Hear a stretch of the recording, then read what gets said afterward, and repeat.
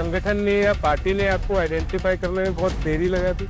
मोदी जी को कौन सब्स्टिट्यूट कर सकता है? ये दिल्ली का वो क्षेत्र है जहां लोगों को लगता है कि दिल्ली समाप्त हो गया, वहां से ये क्षेत्र शुरू होता है। प्रशासनिक लापरवाही तो इतनी बड़ी है जिसका कोई हिसाब ही नहीं कर सकते हैं।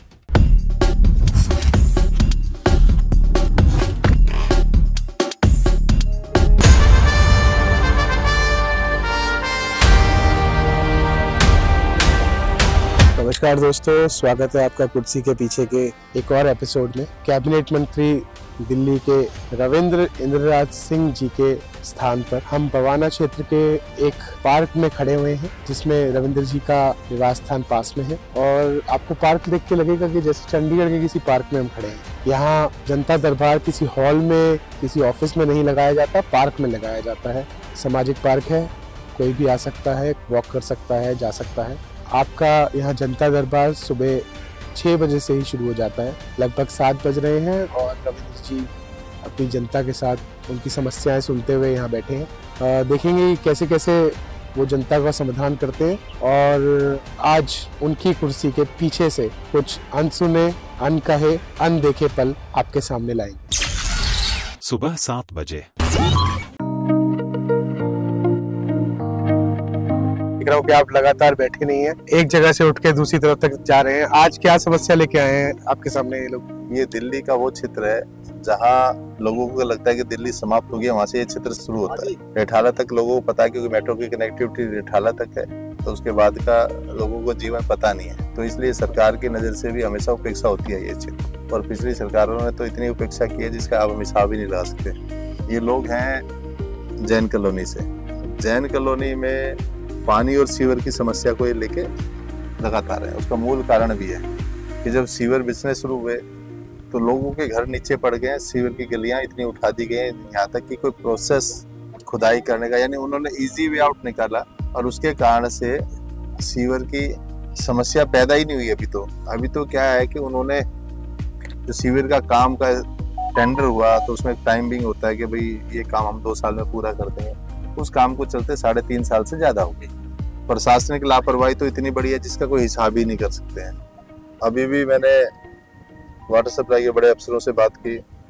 मैंने कहा कि भाई इसके लिए विजिलेंस इंक्वायरी डाली जाए हिसाब से, तो और नहीं तो ये कार्य पूरे कराए जाए। क्योंकि पुरानी सरकारों ने अफसरों के यानी नेताओं के दबाव के कारण बहुत सारी जगह पे तो हैंडओवर ही ले लिया है, जबकि काम 50% भी पूरा नहीं हुआ। तो ऐसे ही ये लोग सीवर के लिए आए, पानी के लिए आए, ये समस्या लगा। जैसे आपने इनको जड़ तक की समस्या बताई कि आप वॉल भी चेक करो, आप पाइपलाइन भी चेक करो, तो क्या आपको लगता नहीं कि ये प्रशासन का काम है?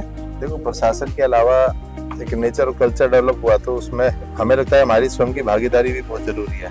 और हम सेल्फ भागीदारी करते हैं तो अफसरों को या वहाँ पे काम करने वाले को भी ये लगता है कि ये आके चेक कर सकते हैं। तो अफसर तो लापरवाही करें, जब तो ये मेरे सामने है, तो ये लापरवाही नहीं कर रहे होते तो ये कंप्लेंट ही नहीं होती जी। तो कंप्लेंट का मूल कारण ये है कि उनकी नालायकपन तो है ही। ये जनता दरबार सर कितने बजे से लगता है? क्या ये डेली लगता है? हाँ, डेली लगता है। 7 महीने हो गए हैं पूरे।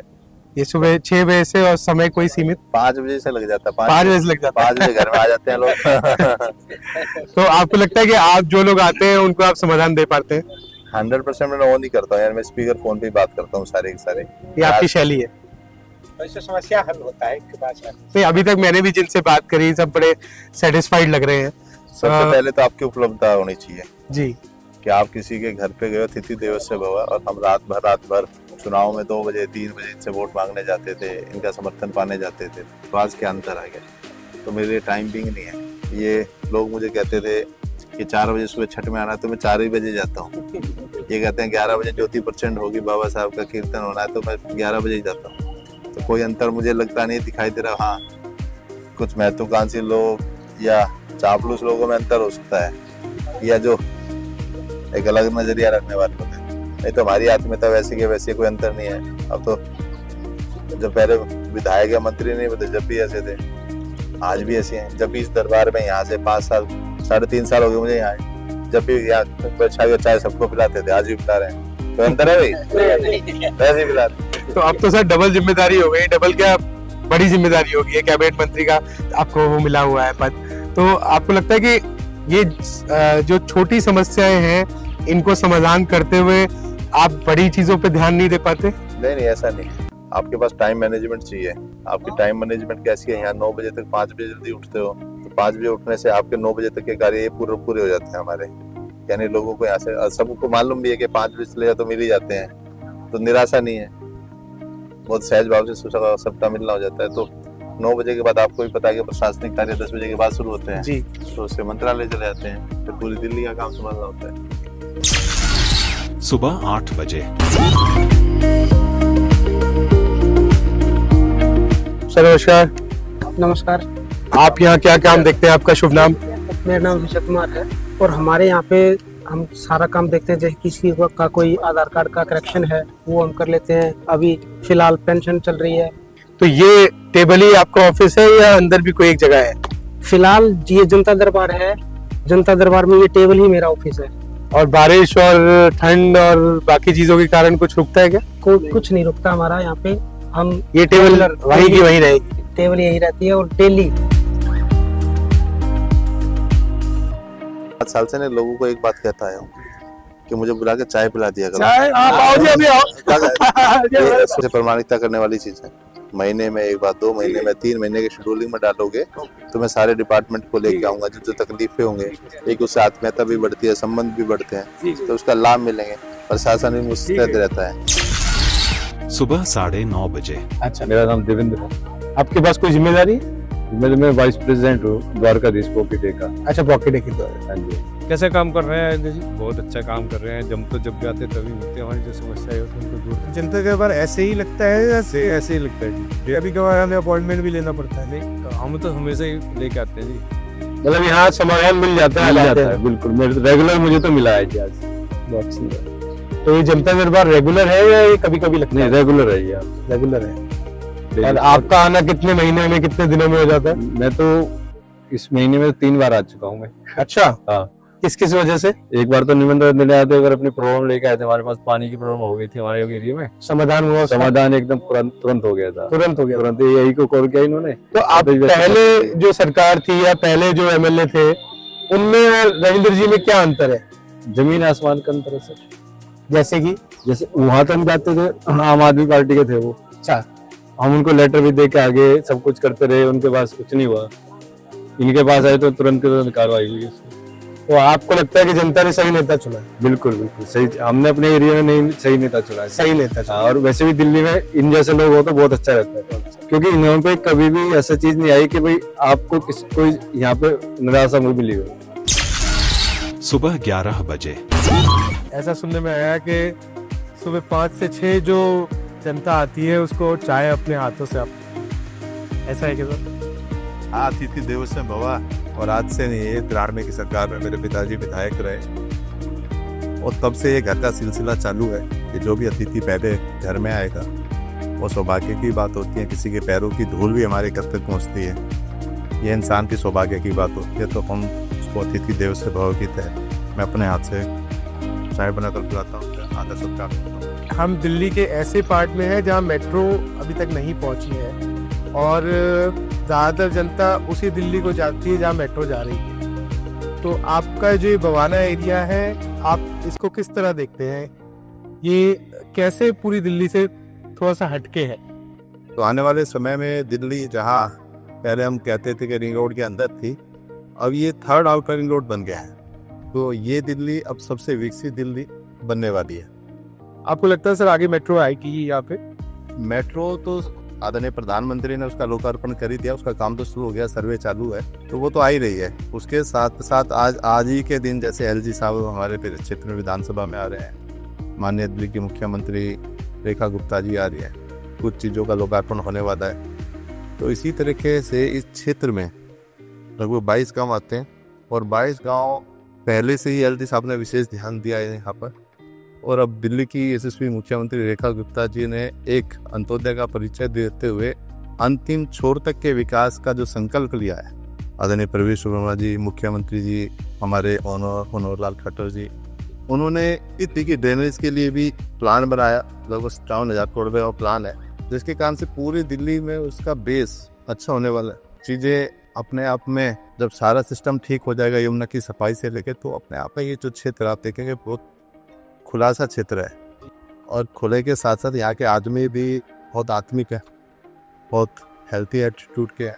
तो ये क्षेत्र आने वाले समय में दीपिका बेस्ट क्षेत्र होने वाला है। जहाँ हेल्थी एटीट्यूड की मैं बात करी आपने सर, मैं आपकी फिटनेस पे ही मैं देखना चाहूँगा कि मतलब देख रहा हूँ तब से कि आप बिल्कुल एक आइडियल फिजिक में रहे हैं शुरू से। तो इसके पीछे क्या सिर्फ योग का कारण है या और भी कोई कारण है? इसको भी मैं श्रेय देश के यशस्वी प्रधानमंत्री को देना चाहूँगा कि उन्होंने जब से 11 वर्षों में एक योग को जो अंतर्राष्ट्रीय स्तर पर पहुँचाया है, वहीं मेरा अपना शुरू से एक स्वभाव रहा है सुबह की वॉक करना, एक समय का भोजन लेना। लगभग 28 वर्षों से मैं एक समय भोजन करता हूँ दोपहर का, और अधिकतर जलगिरिया पे रहता हूँ। तो वो कहीं ना कहीं फिटनेस का राज हो सकता है। उससे सर एनर्जी भी अधिक रहती है, जैसे आप केवल 2-3-4 घंटे सो रहे हैं रात्रि।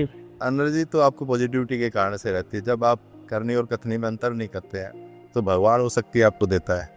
तो मैं कभी झूठ बोल नहीं होता हूँ, प्रयास करता हूँ जितना भी कार्य मुझे मिले वो ऑन स्पॉट में पूरा कर पाऊँ। और एक व्यवहार में भी आदमी कुशलता रखना चाहिए, उसकी करने और कथनी में। और व्यवहार का एक बहुत बड़ा आनंद वाला विषय है जी। जब आदमी बहुत हेल्दी एटीट्यूड से रहता है, बहुत स्माइलिंग फेस के साथ रहता है, तो एनर्जी भगवान अपने आप ही देता है। तो इसलिए प्रभु राम की कृपा है, बालाजी महाराज की कृपा है। दोपहर 1 बजे।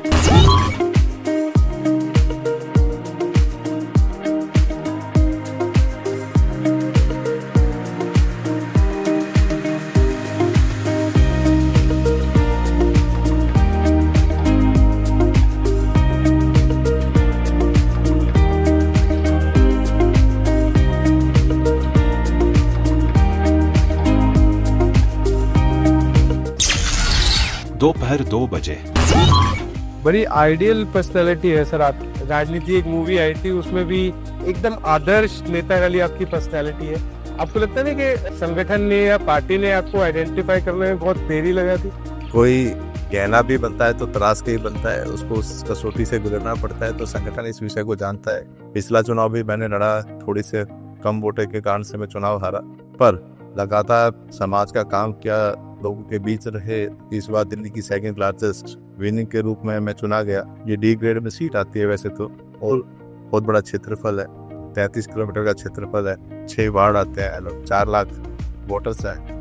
मैं परिक्रमा से ज़्यादा संगठन का काम करने में विश्वास रखता हूँ, लोगों के बीच रहने का विश्वास करता हूँ, और संगठन उस बात को देखता भी है। और वो रिजल्ट भी है कि मैं बीच रहा तो सेकंड लास्ट विनिंग भी मिली, संगठन ने मुझे चुना भी है।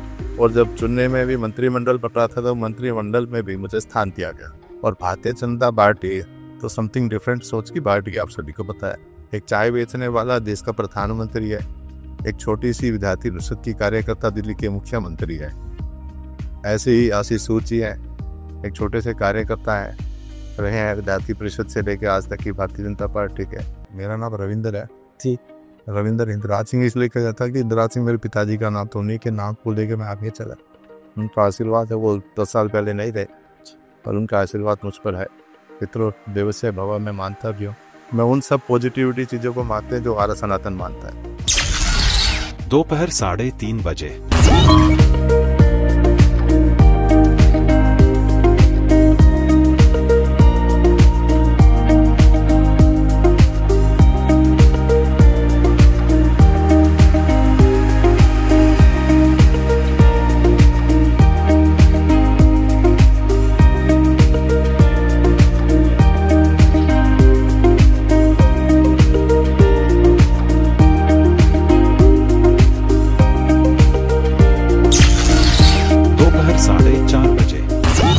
आपको जो सर मिनिस्ट्री दी गई है, इसका क्या कोई बहुत बड़ा अहम रोल है या एक ही डेड मिनिस्ट्री है? सबसे अहम रोल है इस मिनिस्ट्री का, जहाँ हाफवे होम में रहते हुए वो सभी लोग हैं जिनको भगवान का विशेष आशीर्वाद है।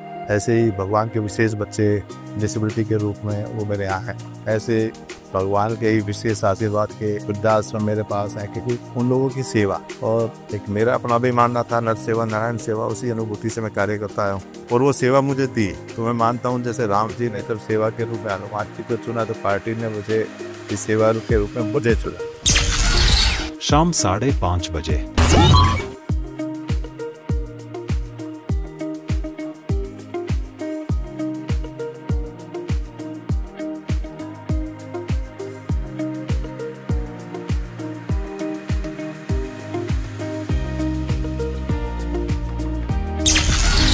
शाम 6 बजे। कोई ऐसे सर 3 काम बताइए जो आप इस मिनिस्ट्री के माध्यम से सबसे पहले करना चाहेंगे या अपने टेन्योर में इसको करना ही चाहेंगे। जैसे अभी देश के यशस्वी प्रधानमंत्री जी का जन्मदिन सेवा पखवाड़े के रूप में हम बनाते हैं। पहले दिन ही माननीय गृह मंत्री और सहकारिता मंत्री आदरणीय अमित शाह जी ने मेरे 3 होम का इनॉग्रेशन किया और 2 स्कीम्स का किया। तो सेवा में लगा रहता हुआ व्यक्ति को कुछ मिलता नहीं है, बल्कि घर में सर्वाइव होना भी बहुत भारी पड़ जाता है। उसके लिए 6,000 रुपये पेंशन का काम हमने किया, बहुत बड़ी अचीवमेंट थी।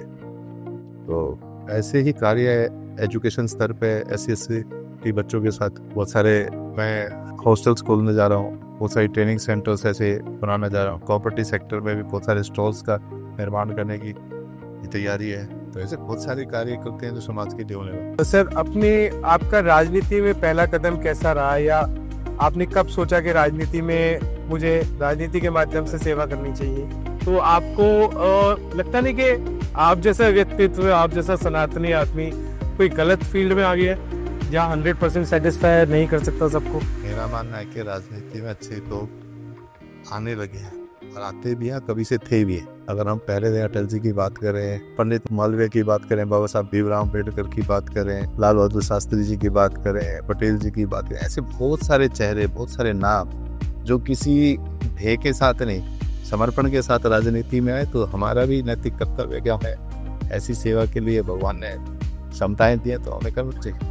आपकी सब कब एंट्री हुई राजनीति में? या शुरू से ही मैं 94 में मंडल अध्यक्ष बन गया। अच्छा, तो मंडल अध्यक्ष, जिला अध्यक्ष, इन सब पदों पे रहे? युवा मोर्चे का मैं जिला अध्यक्ष, SC मोर्चा रहा। मैं अपने फील्ड में ही रहा समाज के कार्य से।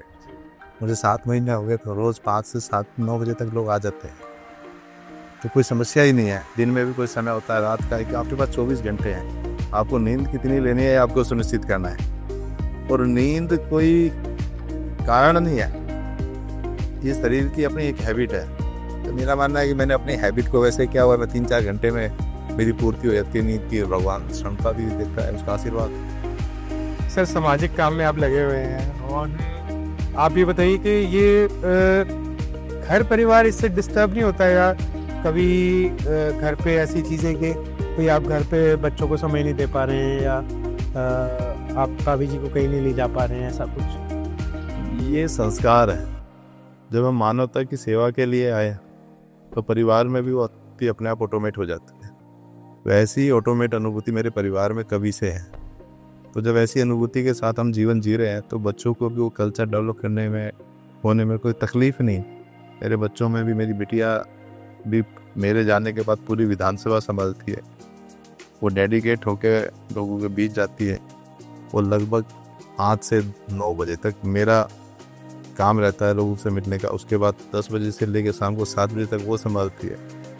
और डेडिकेट लोगों में अनुभूति भी अच्छी, और वो अनुभूति के कारण से भी और ज़्यादा मेहनत करने का, यानी लगता है कि कुछ और भी करना चाहिए। ऐसा है। पहले मैं घूमना बहुत पसंद करता था, मित्रों के साथ रहना बहुत पसंद करता था, और बहुत अच्छे मित्र थे जो आजकल किसी कारणों से उनसे समय नहीं दे पा रहा हूँ, और समय देने के कारण से अच्छे सुख दुख में भी छूट जाते हैं। वो हॉबी थी मित्र बनाना, और आज भी वही हो कि मित्र को बनाना भी और निभाना भी।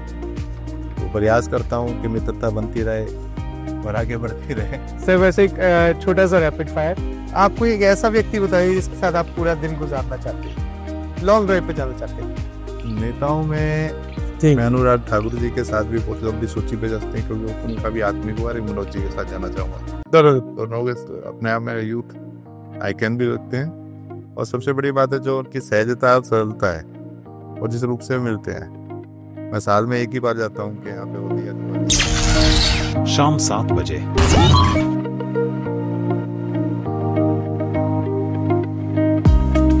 मोदी जी को कौन सब्स्टिट्यूट कर सकता है? कुछ लोग ना आइकन पैदा होते हैं, भगवान ने उनको घर के भेजता, हमारे देश में कहते हैं गढ़ना जी, उनको ऐसे घर के भेजते हैं कि उनका कोई अल्टरनेट दिखाई नहीं देता है। सर जमुना की सफाई या जहाँ झुकी वहीं मकान, इन दोनों में से एक अगर चूज करना चाहें? तो जहाँ झुकी वहीं मकान।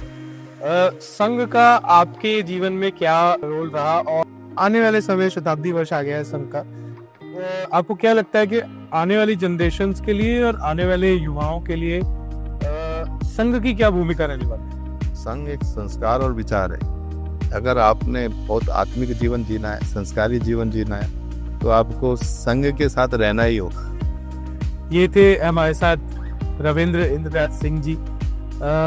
एक अलग ही व्यक्तित्व, अलग ही पर्सनालिटी, केवल लोगों के लिए समर्पित, सुबह 5 बजे से लेकर रात के 2-2:30 बजे तक नॉन स्टॉप एक समय भोजन करने वाला व्यक्ति, जो दिन रात सिर्फ एक ही चिंता कर रहा है कि दिल्ली की सेवा कैसे की जाए।